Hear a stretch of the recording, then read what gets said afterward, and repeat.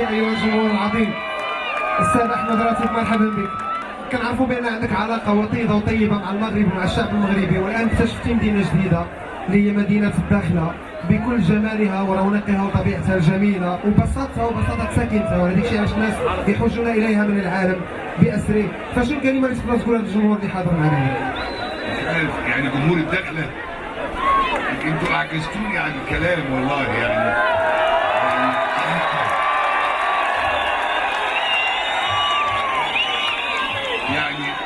ما لقيته من حب وترحيب بدءا من جناب والي الداخله وانتهاء بكل اهل الداخله اللي يعني لهم في قلبي معزه كبرى. انا يعني احب اقول ان انا بهرت بجمال الداخله ونظافتها وطيبه سكانها ورقيهم.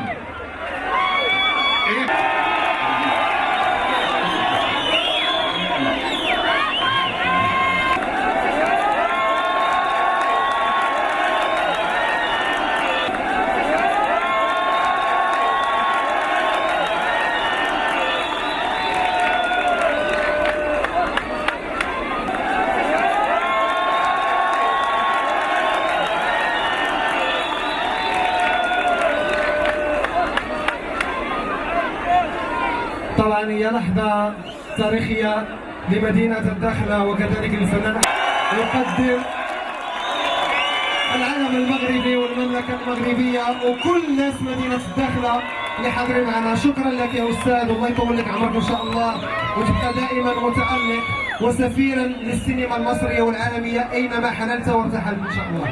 احنا عندنا في مصر الجنوب صعيد والصعايدة دماغهم ناشفة يعني.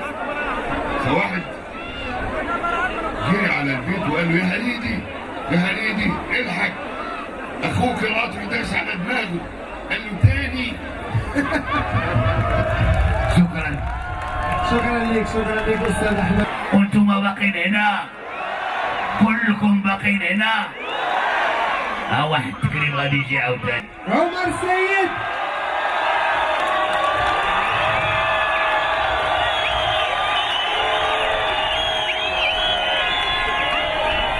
وانا السي عمر السيد كنعرفو كيعجبو الضحك ونديرو معاه شي ديال الضحك والتخشب. انا اللي قلت قولها موراي. ها هو السنجة سيدي عمر الضحكة والنشاط استدعاونا مسؤولين كلهم على اصول الوادي ناوي الذهب والتقديم. شكرا للفنان عمر السيد اللي هي زوينة. حاج الجماني عائلة الجود والكرم عائلة مجاهدة وهادشي التاريخ اللي كيقولوا. كنشكروه على الحضور وتكريم الضيف ديالنا.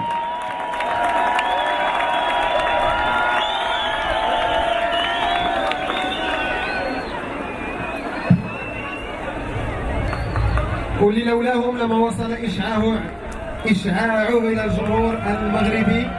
شكرا لك سعود. Le fait qu'ils sont multidisciplinaires هاد لي طارو اللي عنده. سي رضوان كي داير؟ لاباس الحمد لله. والله لا انا جد سعيد بالوجود ديالي معكم وراني فرحان وخديت سوفونير معكم كبير بزاف. انا باغي نعرف لي واحد القضيه. انا واش ما عندكش السنسول؟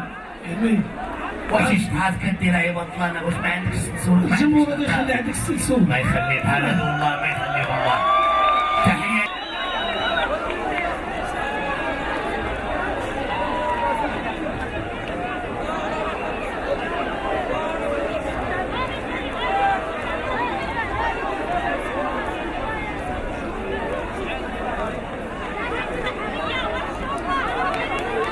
هو تشجيع ايضا للفن وللابداع وللعطاء واعتراف من مدينه الداخله بالمجهودات التي يقوم بها الفنانون المغاربه، وكذلك اعتراف من الفنانين المغاربه بكل الشغف والحب الذي